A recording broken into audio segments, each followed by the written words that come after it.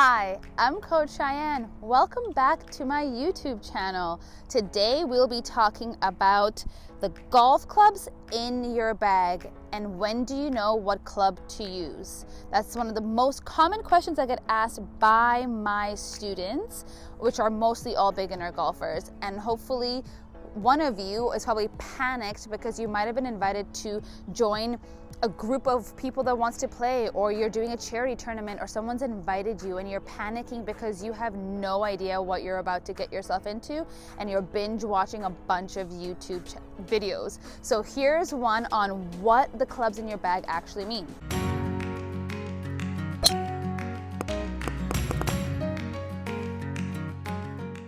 Let's get started with the first one that a lot of you will probably know, even if you don't know golf, because you've done putt-putt or mini golf or whatever. This is called the putter. This is the club that you would use when you are on the green. What is the green? The really fine grass. On here, this is the green. So you use your putter. When the ball stops moving, you use your putter and you try and get the ball in the hole. That is what your putter is for. Okay, you can also use the putter in what we call the fringe, which is this little patch of grass that's not as thin as the green grass, but it's a little bit bigger. Okay, so that's where you use your putter. You know that, you'll be fine. You'll watch other people do it.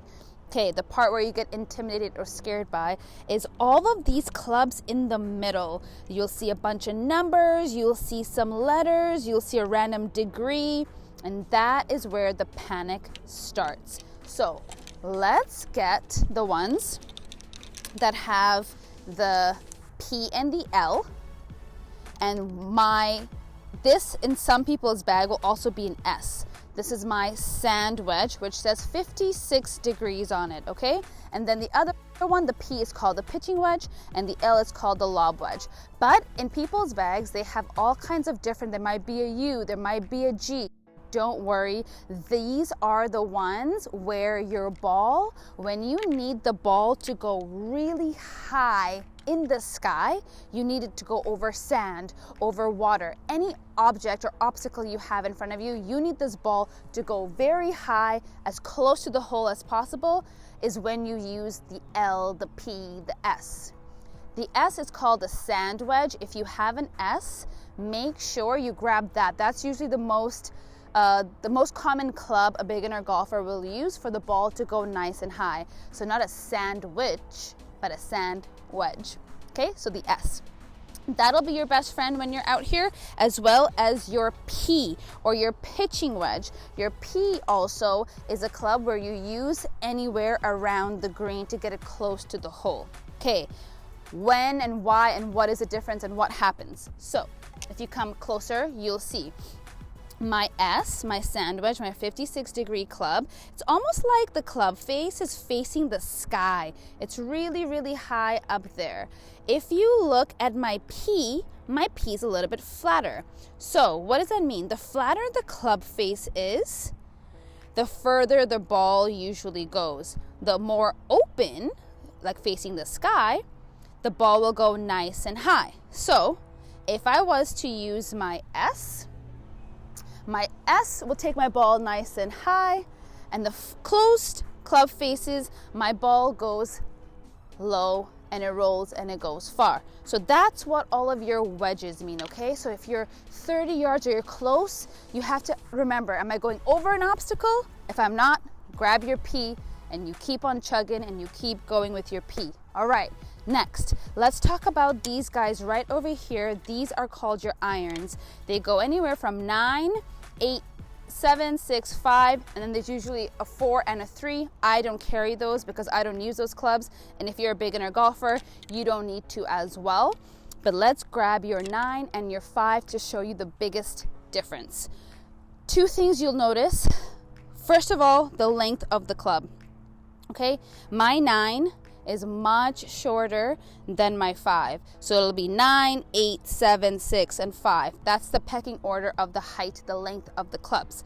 Then if you come much closer, you will be able to see that my 9 is a little bit more, as we refer to it, has more loft or facing more towards the sky than my 5 does. My 5 is quite flat. So the fact that my club face is flat, which I told you earlier, just think the ball will go much further. It gives you more distance.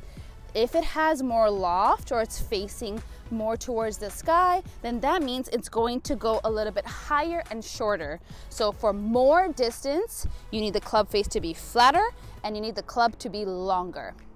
Okay, so those are your irons. So for example, if I am 150 yards out to the hole, I will grab like my 5 iron. If I'm 100 yards away, I'll grab my 9 iron, okay? So that's what we have over here for our irons. And then we have these clubs over here which get bigger and bigger and people get very overwhelmed with it. So the biggest one with the biggest head is your driver. It's very long and it has a big chunky head, okay? Then compared to, I have a 7 wood or like 7 hybrid. So what happens is if you look at the difference, look at the length difference and look at the club head difference. Massive. You can just see one's a big Bertha, one is a big guy, one is a little one. So the difference, here we go. Let me tell you really quick which one you use where. So the big one is where people will usually put a tee in the ground off the tee box when they first start and hit the big one. It's very hard to hit a driver if you're new to golf. So if it's your first time playing, I wouldn't even touch this. Just may it rest in peace in your bag. There it goes, see you never. And I would hit these little ones. These are called hybrids and some are woods. So these ones will help you hit the ball far, but you won't make as many mistakes because they're much easier to hit as they're shorter. Okay, so really quick recap. You have the ones with the big heads and you should start with a hybrid. This one's a 7 wood, there might be a 5, and how do you know? You just pull them out and whatever you feel comfortable with, you go. There over here it says 5, not sure if you can see that, but that says 5. And my 7 wood, it does not tell you that it's a 7 wood, but that's okay. So if you're borrowing clubs, I would try these ones first. Then I would go to my irons, which we spoke about. It goes from 5 all the way down to a 9. Don't worry about 3 and 4. Don't use 3 and 4. Beginner golfers, don't even touch them. Okay, and then we had all of these fancy little letters, which were like a P, an L, and my 56 is usually an S. So your best friends for these are your S and your P. Your S, nice and high, gets it nice and close to the hole. Your P, there's no obstacles. Keep using your P if there's no obstacles or objects in front of you. It will help you a lot. And then the golden boy, the putter, which everyone has to have in order to play, that's what we have. So you need to make sure you have 14 clubs in your bag. If you're borrowing clubs, I'm pretty sure they'll have 14. They won't have more than that. But now you know exactly what to use and when to use them. To start the game, in the middle of the game, halfway close to the hole, and then to get the ball in the hole.